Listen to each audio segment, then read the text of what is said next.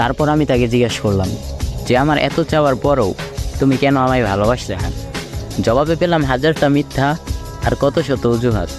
আমি তার সেই অজুহাতগুলোকে সত্যি ভাবলাম, তার সব কথা শুনলাম, তার চাওয়াকে রেসপেক্ট করলাম। কিন্তু সত্যি তো এটা ছিল যে সে অন্য কাউকে ভালোবাসতো। আমি যে ভালোবাসা পাওয়ার জন্য দিনের পর দিন ছটফট করে গেছি, সে ভালোবাসা অন্য কেউ না চাইতেও পেয়ে গেল। জানি না আমার মাঝে কী কমতি ছিল। আমি আমার পুরোটা জীবন শুধু ভুল মানুষদের উপর বিশ্বাস করে গেছি, নিজের সবটা দিয়ে তাদের ভালোবাসছি, কিন্তু তারা কেউ কখনো আমায় ভালোবাসে নাই। আমি যত তাদের কাছে যাওয়ার চেষ্টা করছি, তারা ঠিক ততই আমার থেকে দূরে গেছে। তারপরও এসব নিয়ে আমার কোনো আক্ষেপ বা আফসোস নেই। তবে এখন মনে হয় আমি কোনো কিছুর যোগ্য না।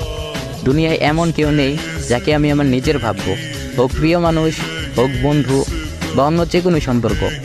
তবে তুমি অন্তত আমায় সত্যিটা তো বলতে পারতে, তাই না? নাকি আমার এই সত্যিটা জানার অধিকার ছিল না?